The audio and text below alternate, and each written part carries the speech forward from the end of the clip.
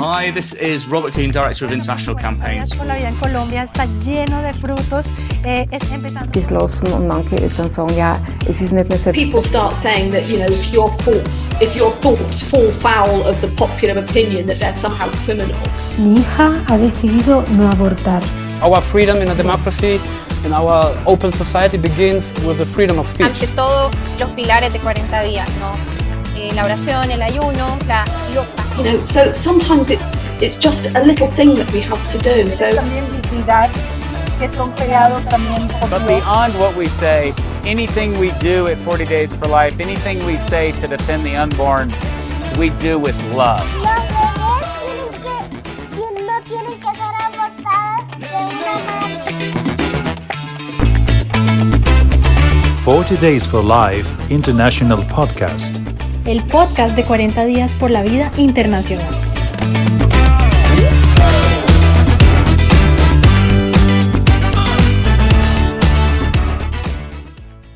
Hello and welcome to the 40 Days for Life podcast. My name is International Podcast. My name is Robert Karlen. I'm the International Director of Campaigns, and I'm with the one and only Steve Karlen, who is the Campaign Director for 40 Days for Life in North America, and has done incredible work. We both started working 40 Days for Life at the same time, and Steve is a baseball guru. He's based in Wisconsin, in one of the northern states in the United States.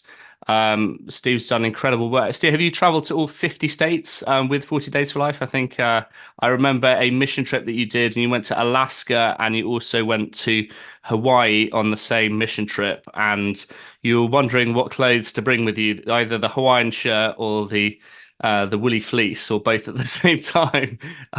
Yeah, you're exactly right, Robert. Yeah, that was quite the trip. We were all over the place. We did 50 states in 40 days, and it was an odd trip to pack for. I was a little bit worried what were the airport security folks going to think when I was bringing a big winter parka in my bag to Hawaii, but it didn't cause me any trouble. How did you survive the trip round 50 states in 40 days? That must have nearly killed you, or the travel. You'd be so sick of travel by that point, you'd probably never want to see a car again. I'll say it was, I was delighted when it was done. It was wonderful. It was one of my favorite experiences that we've done, going to all of those 50 states in the 40 days, but I was relieved when it was done. It probably wasn't any harder than that time where, I can't remember where you all went, Robert, but I feel like you were in Brazil and Australia and Africa all in a 20-day span without going home. So I think you probably had the harder part. Yeah, I did one trip, Australia, Africa, and Brazil on the way home. That was like a 3-week trip. So by the end of that, I was like, I've done enough travel. But by that point, that's a serious trip when you say you're from England and you say you went to Brazil on the way home. That's a pretty serious trip. Yeah, it was quite something. We've got a trip to Africa coming up very soon, so I'm greatly looking forward to that. And the travel's been out of this world in recent years, Asia and even the Caribbean. Those really great mission fields. It's funny, in the UK, we're being persecuted, but then other countries, there's just the novelty, the excitement, and the excitement for that. And I know, Steve, you're a big baseball fan, and we went to a baseball game together, and you nearly caught the ball, but then you dropped it. You've been to a baseball game recently with all the staff. You're still into baseball these days.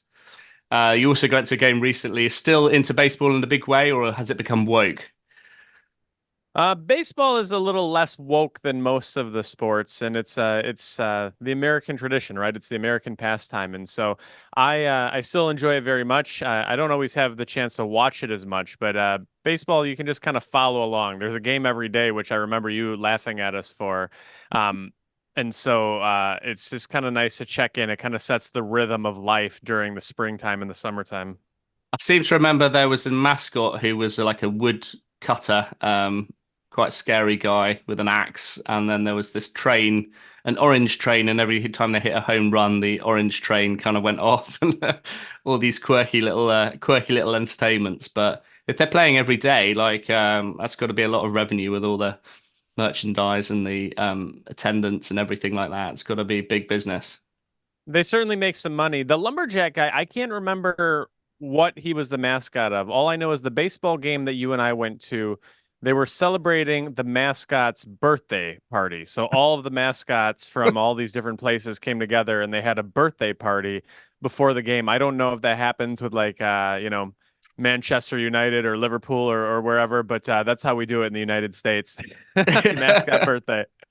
Yeah, the mascots have got like a life of their own. They've got like a social life, like birthdays. But sometimes the mascots get into fights with the players in the UK and shenanigans go on. So the topic we have today. I'd like to see that. Yeah. Sorry, go let's get to the point.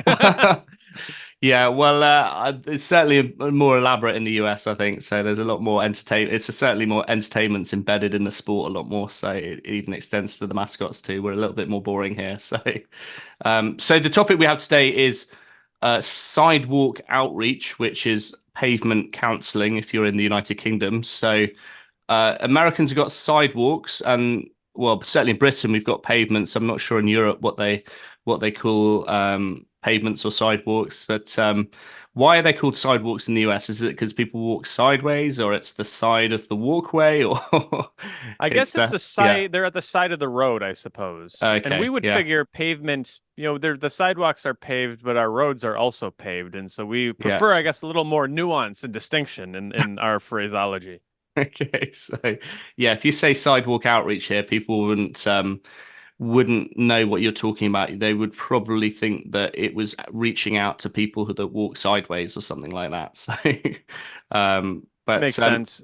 So you wrote the sidewalk outreach course just a few years ago, and just for assuming our listener has absolutely no knowledge on this topic, what is sidewalk outreach, and why is it important for the pro-life movement? What's it all about?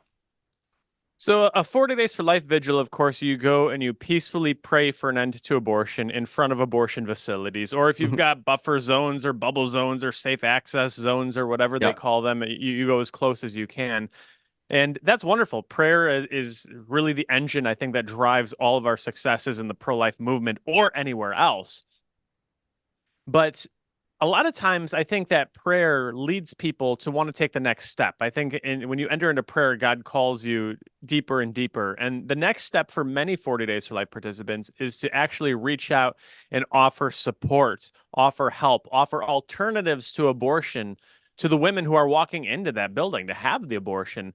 And so that's so critical. We call it at 40 Days for Life the most important conversation in the world, because a lot has gone wrong for a woman to show up for an abortion appointment. Something has probably gone wrong in her relationship or financially or health-wise, or all the different reasons that women report having abortions. And so this is the last chance. This is the absolute last-ditch effort to try to help empower a woman to choose life for her baby, to avoid that trauma of abortion she will carry with her for a long time afterwards. And so it'd be great if she never got to that point, but if she's at the abortion facility, we're kind of like the front lines, the like emergency room physician, whatever analogy you want to use. This is where it is critical condition, and we've got to do what we can to offer a woman an alternative as she heads in for that appointment. I think what I love about sidewalk outreach is that this is a ministry that you're able to save lives on a daily basis. You are outside a mission critical area, and it's your words and your voice and your temperament and everything you think, do, and say is so important, because that's the last sign of hope for somebody going for that abortion and the first sign of mercy. And you are on the front line. This is a spiritual battle, and if you are good at, I've seen some people that are so good at, I'm going to call it sidewalk outreach against my nuances to call it pavement counselling. People, as if God has touched their words, and everything they are saying is coming from God and saying exactly the right words at the right time. And have you got kind of examples of people who've really embodied this mission? I'm thinking of someone like Dan Miller in Milwaukee. Just is so good at doing this role, and is so good at saying the right words at the right time, that they can touch people's hearts in a way. Often people are in tears, or we get a lot of abuse as well. There's a lot of emotion too. What are some examples of people who've really embodied exactly what it is to do sidewalk outreach? Well, I think I will share some stories, but first I want to say, like, it is a remarkable thing when you see somebody who has all of the right things to say and they look like they've got a PhD, they've got their doctorate in what to say out on the pavement, out on the sidewalk. And yet I think more important, that can kind of sometimes frighten people off from participating. They think, well, I could never do what that guy does. I don't have the skills. I'm not as eloquent. And the most important thing isn't that you say all the right things or do all the right things. The most important thing is that you've got the courage and the love in your heart to put yourself out there and to say something. Very often the women who end up choosing life, it's not so much because they were persuaded into it by the right words and the right eloquence. Usually it's the recognition of that love there. And so if you're the type of person who doesn't consider yourself to be well-spoken, that doesn't mean you can't do this. Sometimes I think the people who maybe stumble over their words can be even more of an inspiration because the women recognize, like, wow, this guy is not the most impressive speaker, but yet he's putting himself out here because he cares about me and he cares about my baby. That can be very effective. And I think that's really the secret to Dan Miller, who you mentioned. Dan has just an incredible story. Dan was invited by a friend to participate in 40 Days for Life. We're probably talking more than 15 years ago at this point. And Dan's answer wasn't just no, it was, I'd rather have all 4 of my wisdom teeth yanked out at the same time without any medication than go and stand in front of an abortion facility. And so Dan's friend just kept bothering him, just kept inviting him again and again and again. And finally, Dan said, look, if you will leave me alone, I will go out one time. I'll go out, I'll pray 1 hour. I'm never coming back, but will you leave me alone then? And Dan's friend said, sure, that's good enough for me. And so Dan goes out and he does his sidewalk counseling, his pavement counseling. And he was just praying. He wasn't even doing any counseling, actually, because the abortion facility that day was closed. Every Wednesday it's closed. I think it was a Wednesday that he was there, and he got there and he thought, wow, this is actually not that bad. It's not that scary. There's nobody coming in for an abortion. This place will be closed before we know it. And then he was very encouraged, and he learned that that the abortion facility was closed. So he returned again because he thought it was so easy. And he said, I'm so glad I was wearing sunglasses because I could not stop crying. And nevertheless, the Lord used Dan to save a baby. And at that point, he was hooked. The next day, I think it was, the abortion facility was scheduled to be closed again. So Dan drove an hour and a half west to an abortion facility that was open so he could try it again and see, does this thing work? And he saved a baby there. And so one thing leads to another. And over the last 15 or so years, Dan and his team have saved, I believe, thousands of lives. I think more than 2,000 lives. Dan ended up becoming not just a participant in 40 Days for Life, not just a pavement counselor, but Dan became the leader of the 40 Days for Life campaign in Milwaukee, Wisconsin. Thousands of lives saved because of his presence. And again, it's not that he does everything just picture perfect. He just puts himself out there. He goes and he does it. You know, there's a saying that in life, half of life is just showing up. And I think in sidewalk outreach, I think it's more than half. I think just that you say something matters more than exactly what you say. All of that said, in the 40 Days for Life University sidewalk outreach training, we'll tell you what to say so that you've got something to say, so that you can have that confidence in beginning that conversation. But the most important thing, I think, is that you just don't be silent. That's right. And Dan Miller's like 6'10" tall as well. So he's quite an intimidating figure. We've had an incredible lady here, Justina Pasek, who's a Polish lady. She was 40 Days for Life leader, and then she went on full-time for 5 or 6 years. She's got married now, being outside Twickenham, the late-term abortion facility down in southwest London. And she did that role full-time for 5 years. And I think she saved well over 500 lives in that time. She was, spat at, abused, persecuted. They sent the media on her. At one point, Kathy Newman tried to have a hostile interview with her on the street. She saw prisoners that were taken to late-term abortions there, people who are visibly pregnant, well over 20 weeks pregnant, going for abortions there. But just a simple offer of help, a leaflet. Every week, 1 or 2 people changed their minds.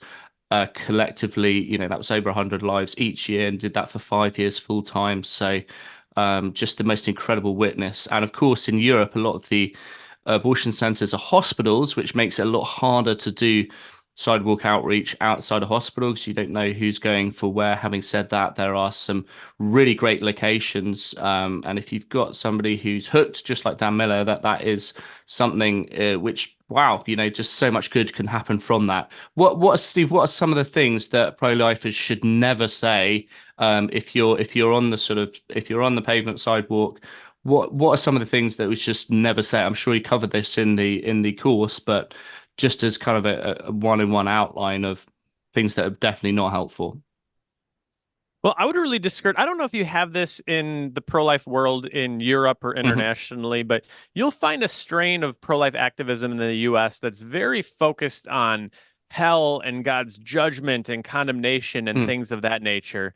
And I don't think that's helpful. And it's not so much that we deny the reality of God's judgment or of sin or of hell or of any of those things, but we're trying to begin a conversation. And when you start with the fire and the brimstone, it's hard to initiate the conversation. And I think evangelization becomes much more ineffective. And so we really discourage the, God hates sin. Yes, he does. But where are we going to start here? We discourage the use of the graphic images in front of abortion facilities that depict the victims of abortion all torn to pieces. We think those things are not helpful, and oftentimes what we've seen happen is the women, instead of stopping to engage and consider the alternatives to abortion, more frequently, they rush into the abortion facility, which they perceive as a safe place, a safer place than the sidewalk, and they get those abortions. I can think of one 40 Days for Life community. They had a stretch where they were saving maybe 10 or more babies from abortion every 40 Days for Life campaign pretty consistently. And some of these folks with angry messages and angry signs came, and they suddenly were lucky if they saved one baby in a campaign. And I think that's really illustrative. We've got to do everything with love. If it doesn't come with love, I mean, we can say like warning these women about hell is an act of love. And I get it. I understand that argument. But we also, I think, are responsible for the way that we're perceived through our tone. And if we sound, you could be out there giving away ice cream and kittens, and if you're yelling at people through a bullhorn or a megaphone about it, they're not going to want to stop for the free ice cream. So we've got to make ourselves people, personalities who attract. We've got to have an approach that is approachable rather than one that makes people want to leave. I'm thinking of the Unplanned movie, and you've got the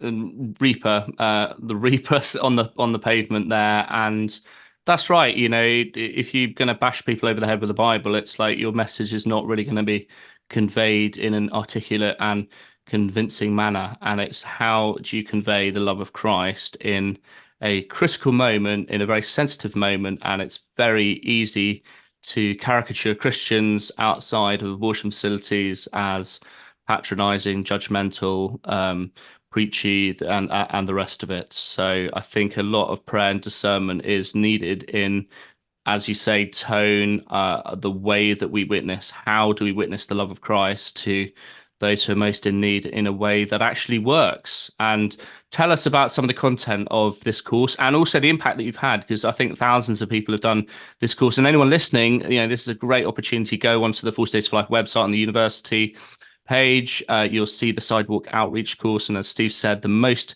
important conversation in the world. This is what is so beautiful and amazing about being a pavement counselor or sidewalk outreach, is that you can save lives every day. And if you are able to convey the love of Christ in a convincing and articulate manner, you will touch people's hearts, and you will influence the lives of others. You will impact people, have an impact on people's family trees, save lives, impact people on a very deeply personal level. And if that's not something exciting, it's something to really get hooked by. This is incredibly exciting ministry. Not everybody has the chance to save lives on a daily basis. So Steve, tell us a bit about the course and just why it's helpful for anybody who's interested in this topic, and how it can take your sort of pro-life witness to the next level. Well, it's video-based, so 6 video-based training modules that you can watch on demand at your convenience, pace it however you wish. And we really just kind of start out with an intro to sidewalk outreach. We get into the spiritual foundations of sidewalk outreach, because that's so important. If you are not anchored in prayer and anchored in the Lord, you're not going to be successful out on the sidewalk. So we really at 40 Days for Life take an approach of putting the interior life first, and all of the fruits that come out of your pro-life activism spring forth out of that prayer. If the prayer is not there, the well is empty. You've got nothing to offer these women, and so we really dig into the spiritual foundations of it. The really biggest, I think, nuts and bolts training module, the one that everybody's expecting to get, is how do you reach out to abortion facility clients? And we talked about that in really sort of three different phases. The first one is, how do you make yourself approachable? We just talked about that a moment ago, right? Like, how do you engage a woman? How do you begin that conversation? That is, I think, in many times the hardest part, because most women that we try to do outreach to are going to ignore us and they're going to walk past us. But how can we try to have the best chances we can to initiate that discussion? Then the second segment of that video is once you've begun the conversation, what are some things that you can say? Where do you head in that conversation? What direction do you take it in? What can you offer a woman to reconsider her decision to have an abortion? What's the value proposition that she sees in changing her mind when she's already got the appointment booked? And then when the conversation ends, how do you close it? Maybe the woman has chosen life. How do you empower her to stay strong in that decision? Maybe the woman goes ahead and has the abortion anyway. How do you support her in finding God's healing and mercy after the abortion? In a lot of cases, we simply don't know what the woman decides after the conversation. And so how do you kind of keep that door open? How do you keep those channels of communication open so that you can continue supporting her if she's open to it and if she doesn't go through with the abortion, in fact? Then we have other topics where we get into how do you talk with, the men who are accompanying the women, the passers-by, the people who show up and heckle you. A very important module on how do you interact with the abortion workers. That can be very challenging. There's a lot of ways that you can go wrong in that. If you're too forceful, too aggressive, you might find yourself in trouble, and we want to keep everybody out of trouble. So we've got a lot of information there, including some legal training. It's a little more US oriented, but I think everybody can pick something up from it. So just these videos, you can go through them. There's an accompanying module summary, and folks can go back to them and reference them as often as they wish to strengthen their knowledge. And I think in the end, it's not so much about any particular tip or step that we offer in the training. It's giving people just a few nuggets that they can use that gives them that extra confidence to do something they might not ordinarily have the courage to do. And this is something that enhances like a local 40 Days for Life campaign. If you've got a solid sidewalk outreach witness as well, you're far more likely to see life saved. And, we've also seen a lot of security and legal problems as well, including I'm thinking of like the 2020 riots, were a pretty crazy time in America as well. And Steve, how are some of the problems that pavement councillors have had, sidewalk outreach? Tell us about some of the problems, and then how were those problems overcome? So we've had like abuse. There's sometimes you've needed security, other times you've needed legal support. Give us some of the biggest problems that you faced, and then how with this training and advice that those problems were able to be overcome. Yeah, 2020 was a tough year, I think, for everybody around the world. And we certainly saw just increased aggression. I think the more people were cooped up, the greater distrust we see across my country and around the world, the more people just were acting out. And so we really, something that we include for all of our 40 Days for Life campaign leaders and all of our sidewalk outreach participants, we call it the Emergency Operations Plan. And this is just simply a situational document. If this happens, what do we do? If safety threats, legal threats, all of those sorts of different incidents that are possible, it's the ounce of prevention that's worth a pound of cure. Is that an idiom in the UK? I don't know. I think but so. we really look at prevention, and almost every situation that could result in danger can be de-escalated if you're just deliberate about it. Sometimes you get the Antifa type of folks who are standing up in your face. They're getting close to you. These are relatively rare situations, but if they do happen, they're trying to provoke a conflict. We're not going to go toe to toe with them, face to face, nose to nose. That's where, somebody bumps into somebody else, and before you know it, you've got a melee, or you've got an arrest, or you've got trouble on your hands.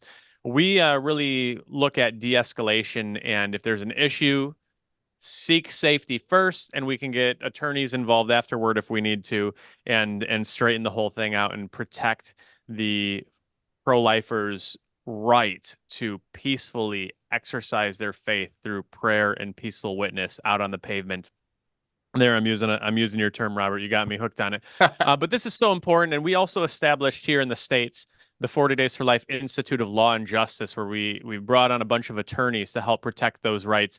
Now, we don't have, we've got Tomislav Kunovic, of course, our executive director of international campaigns. He's an attorney, and I know also a network of attorneys around the world who are available to help support 40 Days for Life participants should issues emerge. And I always want to be careful here because we talk about these issues, whether it be the potential for violence or legal issues. And I think it has a risk of scaring people off. It's important to know these are rare situations. They happen to almost nobody, but we want everybody to feel confident that if something does happen, in the rare chance that something happens, that's dangerous. I think someone who's been seriously attacked at a 40 Days for Life vigil is literally like a 1 in a million experience. We've had more than 1 million volunteers. We've only had 1 or 2 actually dangerous attacks. But in that 1 in a million scenario, we want you to know we've got your back, and we're going to, in fact, have your back before it even develops to that dangerous of a situation by helping you de-escalate and helping provide you with legal support as we're able to. I think that's really important to mention that actually, the crazy stuff is actually very rare and it doesn't happen very often. And then most times it is peaceful and prayerful and, largely uneventful. We've had some, extraordinary things happen in the UK where, a woman jumped out of the window of the abortion centre to escape kind of being forced into an abortion, jumped over the fences to get out and chose life for her child. And, we've seen a lot of protesters turn up. Our vigils have been attacked legally, spiritually, politically. We've had all those challenges, but the most important thing is when you bring, peaceful prayer outside abortion centres, then certain things happen. And I've seen pavement counsellors who've done an amazing job. I remember a talk from Monsignor Riley from the Helpers of God's Precious Infants in the UK, deeply, deeply inspiring. There's many elderly people who've done this for years in the UK, and this is the scope for good. I think, Steve, you're setting the landscape of the scope.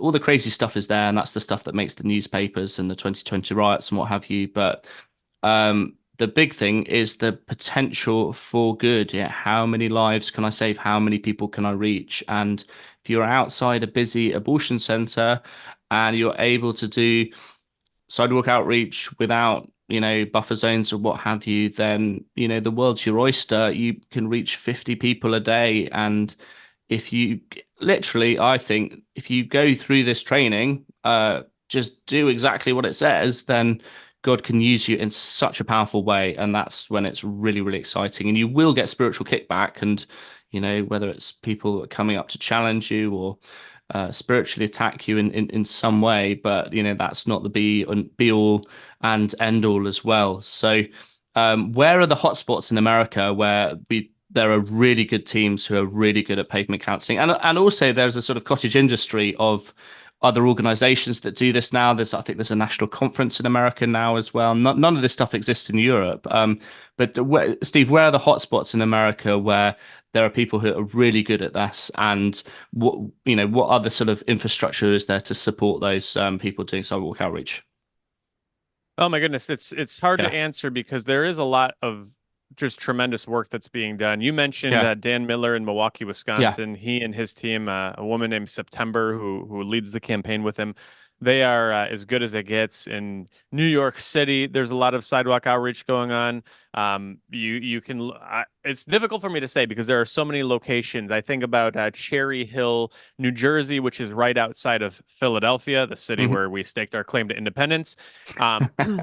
There's just so many different places. It's hard to do justice to that question because folks are. We've had 40 Days for Life for now 15, 16 years. And a lot of folks who maybe were getting involved and anxious about being on the sidewalk now see, gosh, it's not really that scary. I can take the next step to go out and be that last line of defense.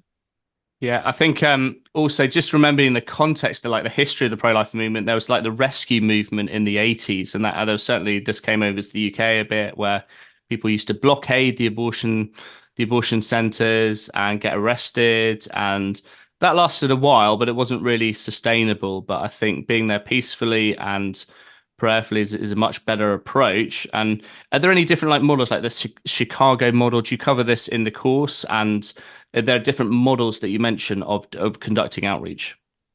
We don't get into all the models. Chicago Okay. method is certainly one that was really started by the Pro-Life Action League, Joe Scheidler in Chicago, and Mhm. sort of documenting some of the problems of the abortion facilities, the things that are unsafe about the abortion facilities, the issues that they've had, and sharing those with the women. That certainly is a worthwhile approach. There's another method that was called the Atlanta method or the Karen Black method, really focuses on putting the woman's needs first. Why is she getting an abortion? What fear is driving her to that abortion? And how can we address that fear effectively? I think now, in my opinion, most forms of sidewalk outreach, most methods or styles or schools of sidewalk outreach, including ours, really kind of incorporate the best elements of all of these different models. There's a lot of different ways that we can be effective, and anything that is licit and true and helpful and loving, I think is something that we should bring into the picture. And so I would say we have elements of almost all of them in our training. I think also important to remember, well, since 2020, we've now got abortion pills by post in the UK. So this means that half the abortions aren't taking place in the abortion centre in the UK now. So that it's become anonymous, it's become demedicalized, it's become even harder to reach those going for an abortion, because prior to that, they had to go to an abortion centre to pick up the abortion pills or to have an appointment with a doctor or a nurse. And so this has revolutionized abortion in the UK. We've also had a challenge to completely demedicalize and deregulate abortion, so anyone can have an abortion up to birth on any grounds, and that included pills by post as well. So that's made sidewalk outreach even more challenging. But I think what's beautiful now is, you've done the apologetics book as well, what to say when, and equipping our international leaders and volunteers with not only apologetics but also the right training of, if you've got that opportunity, you've got an abortion center in your community, this is the very best things that you can say. And I think that's really enhances the presence outside an abortion facility. And I still think we've got a lot of way to go internationally of, we're still very early days on the international side of the opportunities and the growth. Like in America, you've had Roe versus Wade now, and huge victories, and that really inspires our international side of what's really, really possible. So I think there's still so much scope to bring to the international audience what you've done in the US of not only expanding the apologetics, the pavement counseling, the sidewalk outreach, how to build an organization. Yeah, I've been on mission trips, and suddenly there's a huge new world that we never knew about develop and go forwards. So tell us about some of the amusing things that have happened. Kind of on, I know it's not the most kind of amusing environment, being outside an abortion center, but surely there's some things that have kind of that have not been normal or kind of extraordinary that have happened that you've witnessed in 40 Days for Life campaigns. I'll do that in just a moment, if you don't mind. I just want to address an important point that you just made, where you were talking about the pills by post. And this is a reason why I've encouraged people. I'll tell them, even if you don't think you're ever going to go out and do pavement counseling, take this training anyway, because you don't know when that conversation will come to you. If you're at the workplace or you're at a family gathering and someone you know, someone you love, someone you don't know, a stranger, somehow you find out they're looking to have an abortion, it's so important to be prepared to offer them an alternative. And so, yeah, it's more and more, maybe pavement counseling or sidewalk outreach will become a misnomer. This is maybe a conversation we're having anywhere and everywhere. But to answer your question about amusing situations, I can tell you, Robert, one of my personal most fascinating experiences was I was out at a 40 Days for Life vigil, and I was praying, and I got down. I was praying on the pavement on my knees. It's kind of a visible sign, like it's a mortification. It's also sort of just a sign to the people who are coming, like what you're up to. and this guy is sitting in a car in the parking lot. And he said, go pray for your own sins. And, I kind of wanted to respond with something sarcastic, but I thought, you know what? I should pray about my own sins. I'm a sinner. So I said, okay, I will. And he starts heckling me and yelling at me, this doesn't do anything. You're wasting your time. You're not going to do anything. And one thing led to another, and we had a conversation about why I was there and what I was doing. He's still sitting in his car. And I just kind of explained it to him, and he starts pouring out his story. He's seen friends die in his arms of violence and just difficult upbringing, difficult adult life, all his problems. And I just listened. I just listened patiently and tried to affirm his dignity as a man. And before I knew it, he said, you know what? This isn't my baby, but I brought my friend here for an abortion, but I'm going to call her and try to get her out. So he went from yelling at me to calling her to try to get her out. And I hear him talking. He's pleading. He says, I will raise this baby. I will raise this baby. And I think a boy became a man that day. And here's the amusing part, because that's not amusing. That's beautiful. The amusing part is that after that, he got out of his car and he started walking around the parking lot. And everybody who would come for an abortion for like an hour, he was trying to tell them not to. All the things I was telling him, he was telling them, hey, there's help, there's resources. You don't have to kill your baby. He probably could have benefited from going through the training himself, because not everything he said was as clean or as I don't know, polite as we might suggest. But he's out there in the parking lot, and I just remember looking over at the security guard, because the security guard didn't know how to handle this. He's thinking, okay, well, this guy he brought the woman for an abortion. She's here. She's having the abortion. She's, this is her ride. I can't kick him out. And yet he's walking up. It was just a circus on the sidewalk that day as he went and was doing the sidewalk outreach right within their own property in a place that I never could go without getting arrested.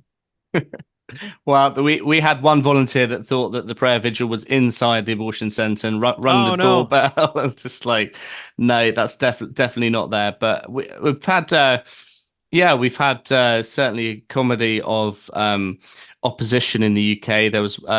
We were outside a student hall of residence that was opposite the abortion centre, and they used to pretend to be God and pour buckets of water over our volunteers at the beginning. We even heard some of them praying inside the student hall of residence when we had a big prayer vigil there. And just some of the grace-filled stories of people that changed their mind. It's touched my heart right at the very beginning when we started praying. We've had huge number of protesters. We've had a lot of abuse, and I think, for one thing, sidewalk outreach is to overcome our own inhibitions, our own fears, to go out of our comfort zone, to reach out to somebody in a vulnerable situation, to put ourselves at risk, particularly if you are going to get abuse and be challenged. But, in that context, it leads to really great spiritual growth, and hearing stories about people that had dreams about their babies, saying, please don't abort me, like the day before having the abortion. We've had people walk down the list of volunteers, shaking a hand, saying, thank you so much for being here. Because you were here, I chose life for my unborn child.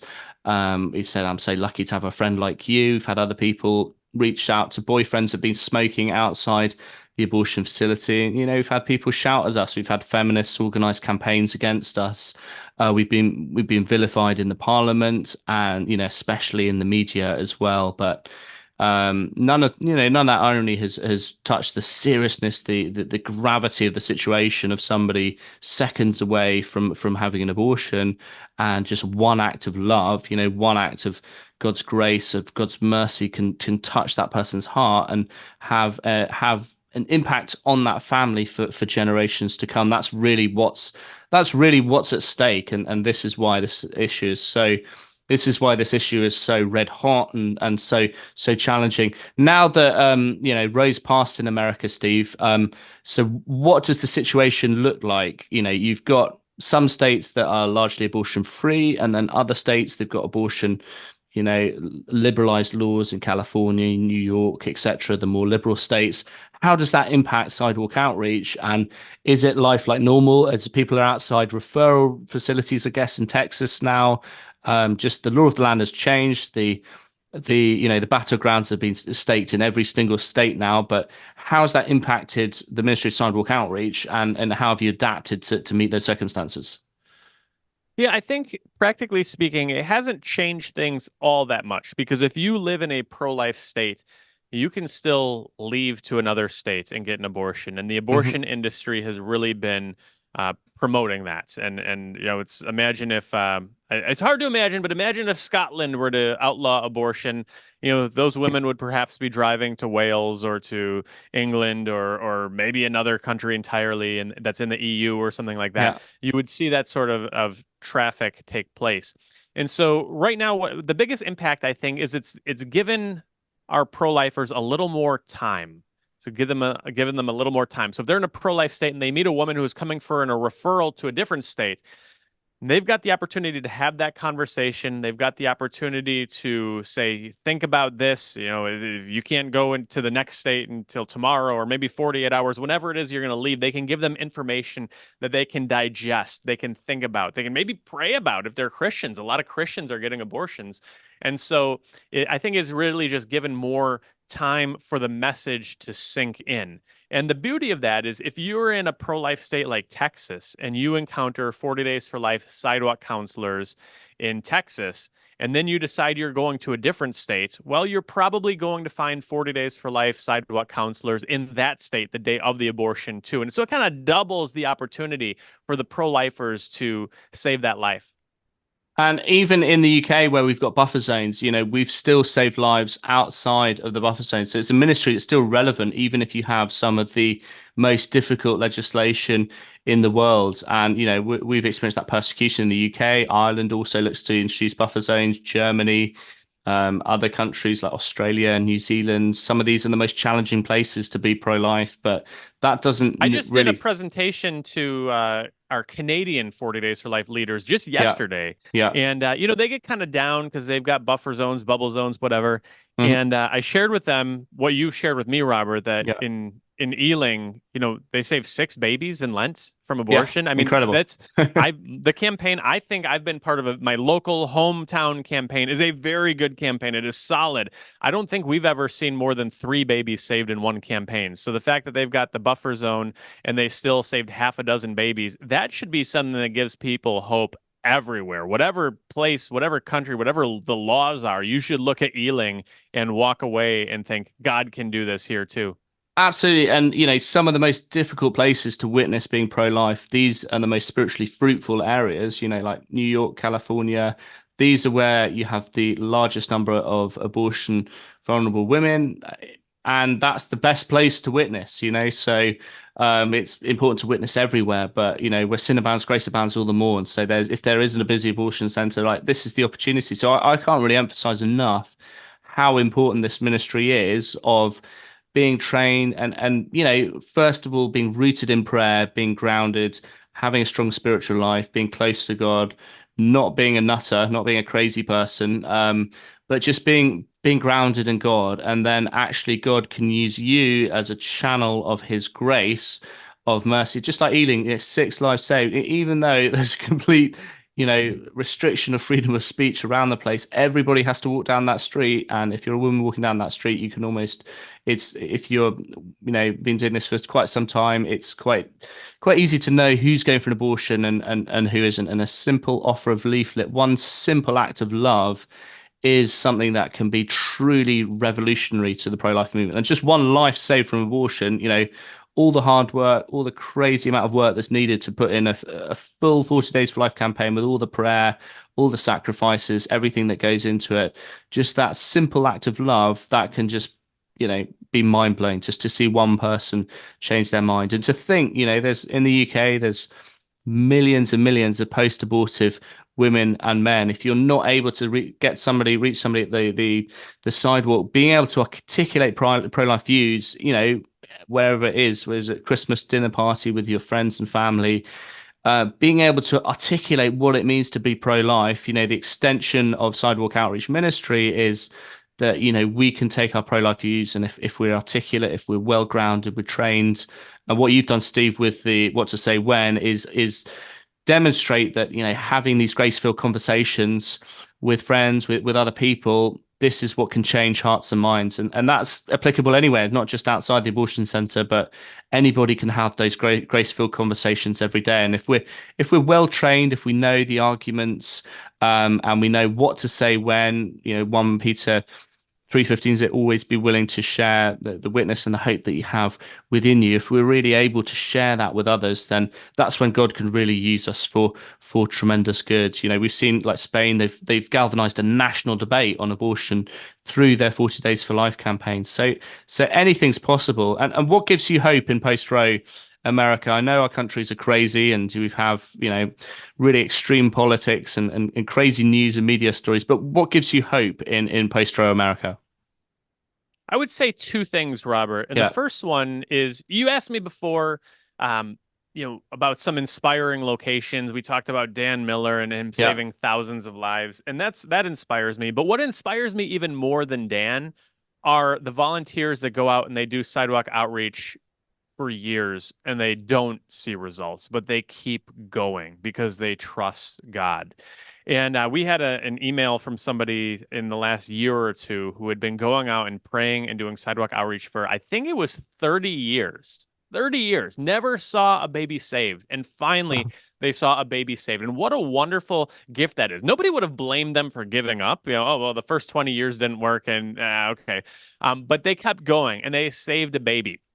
And furthermore, I think a lot of the people who are out there doing this are saving babies and they just don't know about it, because we see all of the time cases where somebody's out at their vigil and a car stops and somebody gets out and it's a mom or it's a dad or it's a grandparent who says, you know what, we never said anything, but when we came here 6 months ago, a year ago, as many as 14 years later, we've seen people come back and say, because we saw you here, we chose life. And I think that's the fulfillment of what our Lord tells Thomas. Blessed are those who have not seen, but who have believed. Just because you haven't confirmed a saved baby, I don't think that means you're not saving babies. Whether you get the results are a consolation, they're a gift from God. But I think there's a great power to going out, even if you don't get the proof that it's working. And so that gives me a lot of inspiration. Abby Johnson, the former Planned Parenthood manager, says that when there's somebody out praying in front of an abortion facility, the no-show rate goes to as high as 75%. I don't know of any place that's reporting numbers of 75%. That means there's a lot of hidden results that we can't tell. So I'm inspired and I'm very hopeful by that. The second thing that I think gives me a lot of hope and inspiration is that overturning Roe v. Wade here in the United States shows that you can go back. There's sort of this very progressive, Marxist, linear view of history where history marches in one direction and you better get on board or you're going to get swept away. And here we've seen that isn't true. We have seen Roe v. Wade overturned. We have seen progress in other countries. And now we've got, I think, a second front opening up where obviously we're still overwhelmed by the transgender madness, but there has been a little bit of a return back in the direction of sanity. And so I really find hope, because I think if we can overcome this myth that history only moves in one direction, I think that will give a lot of pro-lifers a renewed sense of agency and attack that sense of helplessness that we sometimes feel as pro-lifers, and recognize, look, this is not a settled issue. It's never too late to turn back to God. It's never too late to turn back to life. Just you mentioned the transgender movement. Are there times in America where it seems like, you know, abortion and pro-life has been like the old liberal issue, and transgenders being the trendy new glitter kind of, this is the cool liberal trendy thing to follow now, and then we've forgotten about abortion, that's just for the fuddy-duddies of the 60s and 70s. Was there ever a sense of that, of kind of forgetting about this issue among liberals, or you know, how did sort of other liberal issues that have come along, how has that affected you know, pro-life and abortion debate in America? Yeah, I don't think it's fallen apart. All of our social leftist, progressive, communist ideas here all tend to sort of combine into one sort of monocause. And so you can go to a pro-abortion rally and there will be pro-transgender signs there, and there will be pro-Palestine signs there, and there will be labor union signs there, and there will be anti-war signs there. All of the progressive causes kind of combine into one and fuel off of each other here. So I don't think it's ever kind of like slipped into the background here. Okay, yeah. Well, certainly, you know, US, you've got the same language, you've got the same culture across the country. In Europe, it's such a different dynamic. We have different languages, different cultures. And many of the European countries, again, we have abortion in hospitals up to 12 weeks, which means it is difficult to conduct sidewalk outreach, but there are still lots of great opportunities and great options. I'm very conscious, a lot of our international leaders and volunteers, some of the great stories and news that happen in the US. It's very relevant and applicable to different countries. I'm super excited to be going on an African mission trip very shortly. And, I've always felt, we need to take this mission to new frontiers, new places. Tell us about some of the next projects that you're working on at the moment, Steve, with the follow up with the What to Say When book, and just how can we expand the mission of 40 days, especially to an international audience who might not have heard of, even some of the courses we've done several years ago. Maybe they're new to 40 days, they haven't heard this, and then suddenly they've come across this gold mine of like, oh, there's more. So well, there's so many different things. And I think, when you talk about Europe being sort of in its infancy in the pro-life movement, that is, on one hand, we'd love to see it move along faster and get more advanced. On the other hand, that means that there is a world of opportunity surrounding you. You guys have saved so many lives. Made such an impact in spite of the political climate, that as you continue to grow and develop, you're only going to see more and more and more success. So I'm very encouraged by that. One of the projects that we've taken on the last few years that continues to grow and is really now, I think, first starting to gain a footprint internationally is what we call 40 Days for Life 365, where the campaigns that are kind of high performing, they're doing a good job filling their sidewalks, filling their pavement with prayer warriors.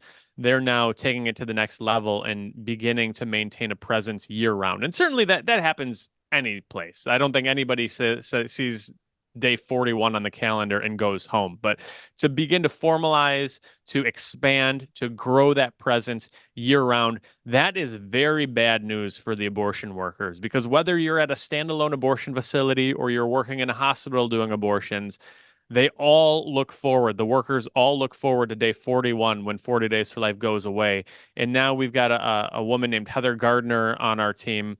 She's been a local campaign leader for a long, long time. She's doing just incredible work to expand this 40 Days for Life 365 mission. And that's leading to reports of more and more babies saved, not just in the Lent, not just in the autumn, but we got reports of a number of babies saved yesterday in one day alone, in between campaigns. So I think that is really something that we'll see sweep our country and hopefully around the world to the great glory of God.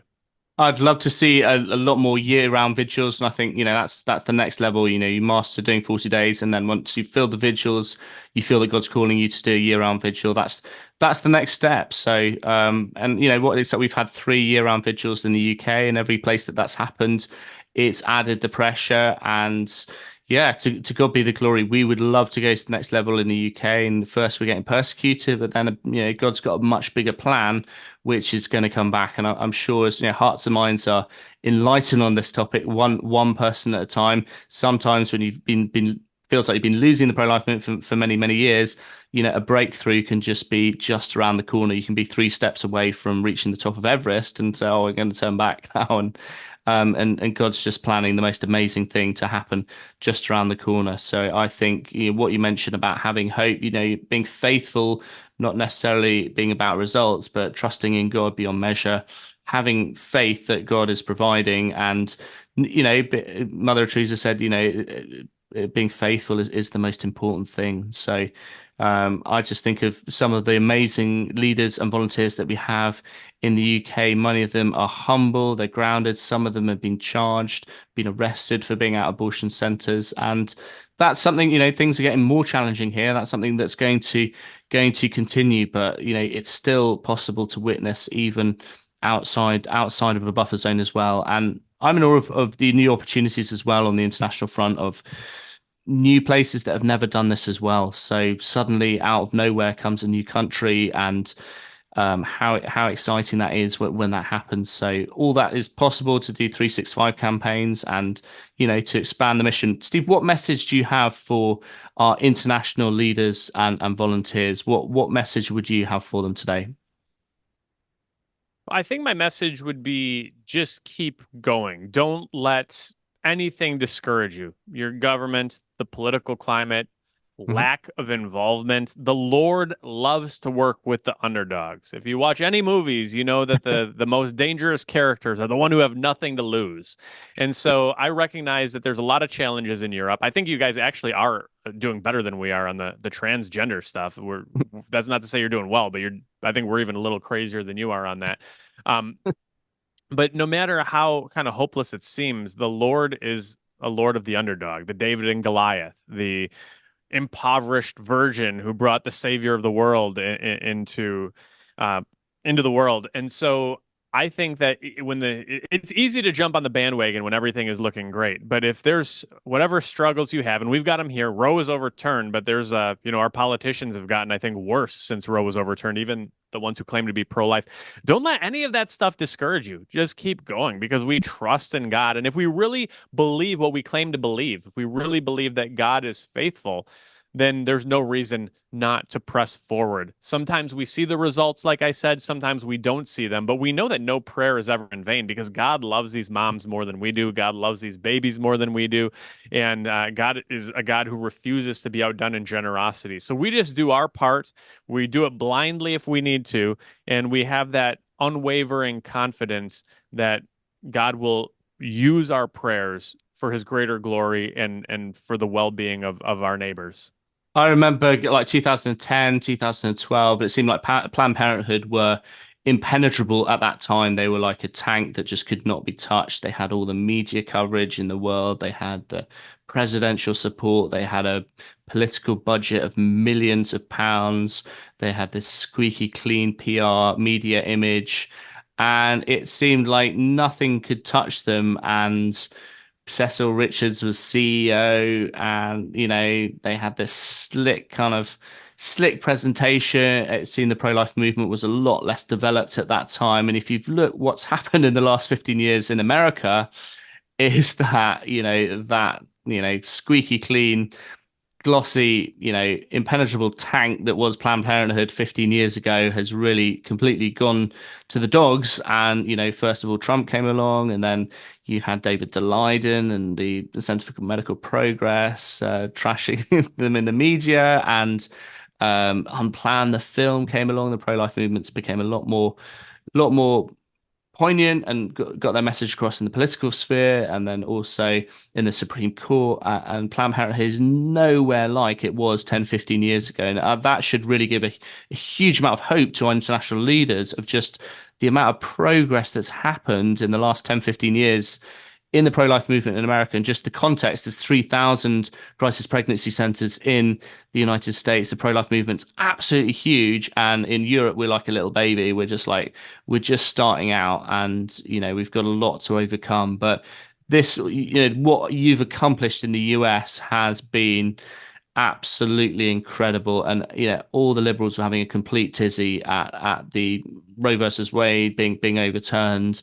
They were literally kind of having a mental breakdown over that, and that gives us a huge sense of hope here in Europe, what can be achieved. And we've done amazing things in the UK, and we've also spread the mission around Europe. I'm super excited we're like a jigsaw piece kind of filling in the missing countries at the moment in Europe, but we're getting a lot more professional, a lot more proficient, a lot more efficient at communicating our message, but then also realizing the scope of our mission can be expanded to, not only just a 40 days campaign, but also, hey, if you want to do pavement counseling, sidewalk outreach on a much more proficient level, this is the how-to guide. So any listener, I really 100% recommend just go and order the course. Sidewalk Outreach is on the 40 Days for Life University page. Just go and do that course right now. It will really improve your ability to witness on the sidewalk. And I think once you've done that, pray and consider doing the year-round course. And the more that we can bring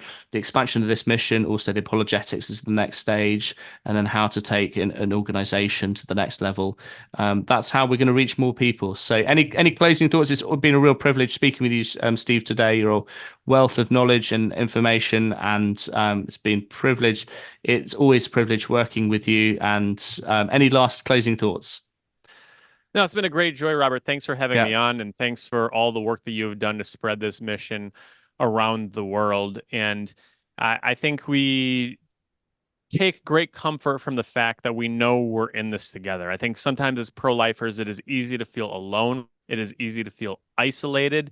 And I know here in the U.S., our leaders take great comfort in knowing that they're united in prayer with people all across our country, but also Latin America, all across the UK, the rest of Europe, Australia, New Zealand. You've grown the footprint of 40 Days for Life now into Asia and Taiwan and India. And so different countries, different cultures, different languages, but we're all united together in one shared language of prayer to our one Father above in heaven. So let's stick together wherever we are. We are united in this and united with true communion in the Lord. So I guess that's my closing thought, Robert. Awesome. Thank you so much, Steve. Well, if you're listening to this, please go to 40daysforlifeinternational.com and like and subscribe and share this video if you like them. We've got many more videos, articles on our website. Please go to that and please pray and discern how you can end abortion where you live. Thank you very much for listening. May God bless you, and we look forward to seeing you next time. Thank you and goodbye.